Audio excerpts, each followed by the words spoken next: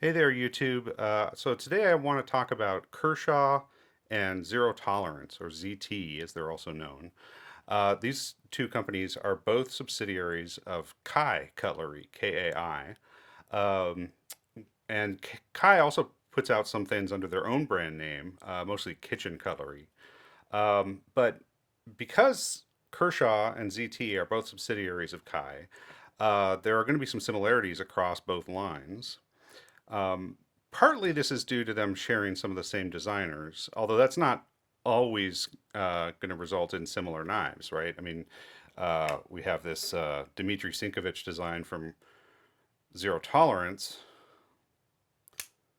which is very, very different from uh, what you can get from the same designer from Kershaw, right? This is the Kershaw Pub, uh, which is a totally different knife, even though it is the same designer.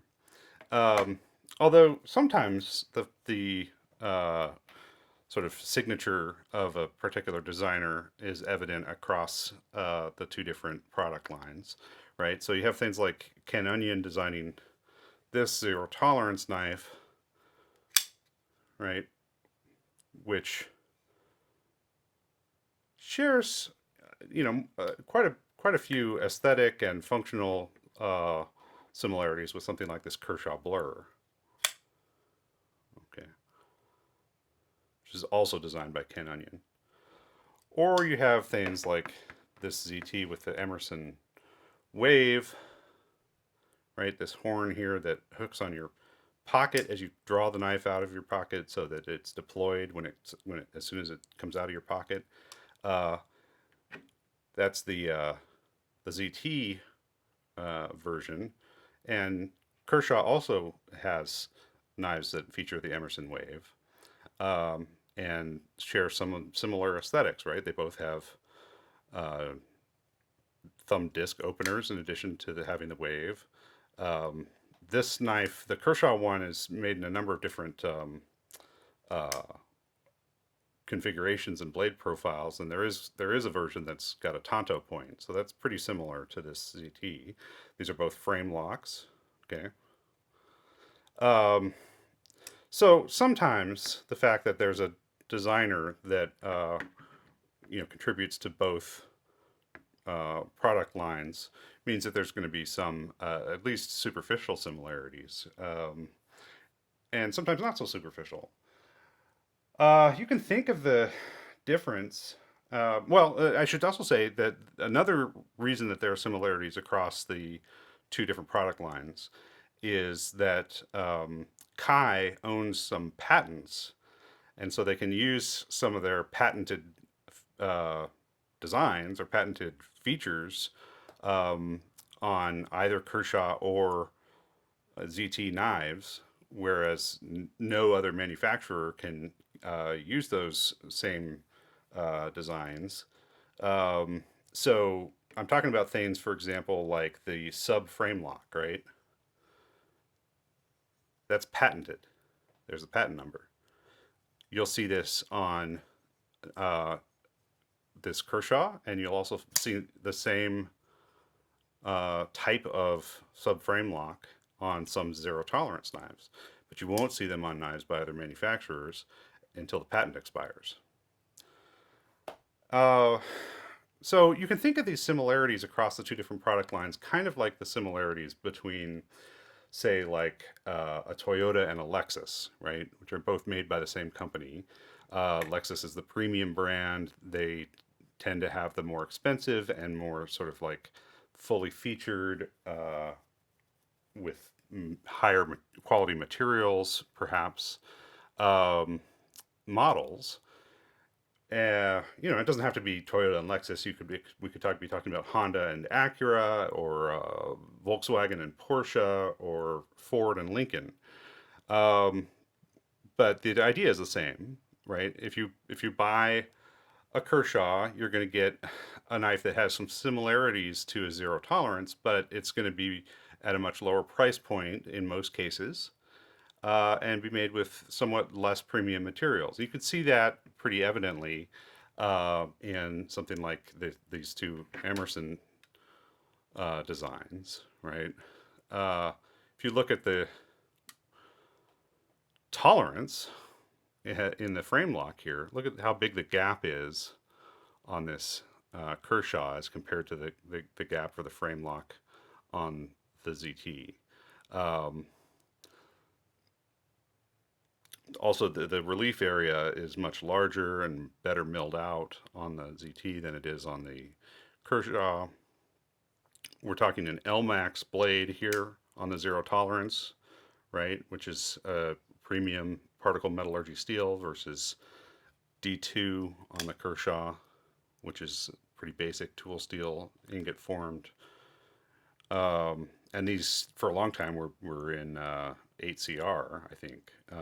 So D2 is actually the upgrade uh, in the Kershaw line. Um, so yeah, I mean, they superficially similar, but differences in quality and differences in the details, which are reflected in the price. This is under $75. This is something in the $200 ballpark, right? Um, Pretty significant difference in price and a corresponding difference in quality and materials. Um, Also, this Kershaw is made in China, whereas this ZT is made in the United States. But Kershaw's product line is huge, and not everything they make is D2 or 8CR. They have some models that feature higher quality steels. Even in the budget realm, you've got things like 14C28N, which is a budget steel, but it's a very good budget steel. And that's what you're going to get on things like the blur here, generally speaking. But if you pay more, there are versions of some of these knives in particle metallurgy steels. Kershaw has some knife models out in 20CV, for example, or CPM D2, or here we have CPM 154. This is not 154 CM. This is CPM 154. This is the particle metallurgy version of 154 CM. So it is a premium steel, right? And in this case, this is the like top of the line version of a classic Kershaw design. This is the Ken Onion Leak, which normally looks like this. It has steel handles and a 14C28N blade, right? With Speed Safe, which is another one of the patented uh, Kai um, designs that you'll find on Kershaw's and on Kai's. Kershaw's and ZT, but you won't find the same mechanism for assisted opening on knives from other brands. There are assisted opening knives from other brands, but they don't operate the same way. They don't function. They're not functionally identical to what's in Kershaw's uh, and ZTs. Right. This has got Speed Safe too. All right. So normally a leak would look like this, with stainless steel handles and a 14C28N blade, hollow ground, Warncliffe, right? Made in the USA. And these go for, around $90 new. But if you paid about double that, you'll end up with a Kershaw that has CPM 154, premium particle metallurgy steel, carbon fiber handle scales, so a premium material in the handles as well. And you're now looking at a knife that is more comparable to a ZT in terms of its materials, and the build quality really is about the same as the standard leak, just with better materials. But the price is getting up there into the same ballpark as the ZTs. I mean, the ZTs are still a little bit more expensive, but not much. So we're getting pretty close in terms of materials and pretty close in terms of price. And that works with the car analogy too, right? Like if you bought a blinged out if you bought a blinged out Ford Expedition, with premium navigation system, premium sound system, leather seats, sunroof, towing package, all the luxury features that are optional on that vehicle. You'd end up with a car that costs something comparable to what a Lincoln Navigator would cost and has sort of comparable features to what a Lincoln Navigator costs, but it's the Ford, right? So you're seeing some of that. I mean, these knives both have premium blade steels. They both are designed by the same guy. They're both made in the USA. And the price is not that big of a difference between them. One's a Kershaw and one's a ZT. Um, so the ZTs, though, are going to hold their value a little better on the secondary market. And in addition to being better materials, they're going to be a little bit higher quality workmanship. Uh, they just are paying a little bit more attention to fit and finish on the ZT line than on the Kershaw line, even when they're using premium materials on the Kershaw. Like I said, there's not a lot of difference between, except for materials, between these two leaks. But if you compare, I mean, Kershaw versus ZT, and we're not comparing materials; we're just comparing like the design tolerances, um, and the little detailed features. Things like what kind of hardware we're using. The ZT is going to be a little better. So if you're going to pay $200 for a Kershaw, you might as well pay 240 or something like that and get a ZT, because both of those are going to have premium materials, but the ZT is going to be a little better made, and it's going to hold its value more if you ever need to resell it.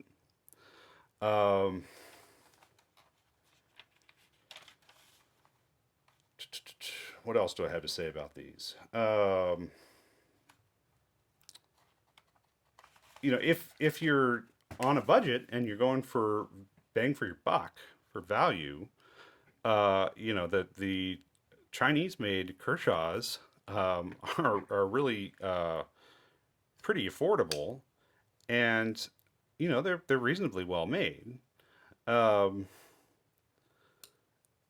and they're a lot less expensive than a ZT. So yeah, you're going to get some similar, you're going to get some similar features. It's going to be a little less lesser in sort of every way, but you're talking about a quarter of the price. Um, Now the complicated factor here, it comes in the used market. If you're buying used knives, you're going to get more for your money buying a nice Kershaw, because it will have lost a lot of its resale value by the time it's sold on the used market. There are just a lot more Kershaws out there. And so, you get something like this, which is a good knife, this Kershaw Blur, or this Kershaw Link, right? Uh, the Link is in 420 HC steel. It's made in the USA. It's got aluminum handles, steel liners, a liner lock, and speed safe, right? Um, these go new for, I think, in the ballpark of like $80, maybe a little less. Uh, Used, these are like 15, if you can, shop around a little bit. And I mean, that's what I paid for this one. Um, a used Kershaw Blur made in the USA, 14C 28N. You're going to be able to get, I mean, new, these are close to $100. Used, they're going to be less than 50. Um, Now you're talking about some real value. So yeah, look at the liner lock on this compared to the liner lock on the ZT. We've got full steel liners on the ZT on both sides, as opposed to the aluminum handles on the Kershaw, and the thickness of that liner lock is really much more substantial on the ZT. We're also talking CPM 30V versus 14C28N. My point being, yeah, the ZT is nicer, but you even used, that's going to be over $100. It's going to be more than twice as much. So I think, Kershaw's represent a really great value if you're going to get a nice one on the used market, or if you're going to get a basic one on the new market. If you I would not spend a ton of money to get a blinged out Kershaw, one in composite steel or Damascus or a particle metallurgy steel, unless you're getting a really great price on it, because at normal retail prices, you're getting up into that ZT territory. And if you're going to be paying ZT prices, you might as well get a ZT. So that's my take on Kershaw's and zero tolerances. I guess the other thing that I should say is that the Kershaw catalog is much, much larger than ZT's catalog. So there's something to be said for that too. There are a lot of models to choose from in the Kershaw lineup. And if are looking for a very particular feature set or a particular color, or if you just like having a lot of different knives and having, variety in what you carry every day, maybe that's a justification to go with Kershaw as opposed to ZT. Maybe you're the kind of person who would rather have 10 different interesting knives than two really good knives. But you know, that's a very individual preference.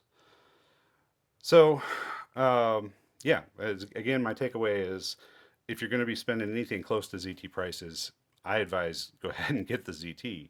Don't spend a ton of money on a premium Kershaw.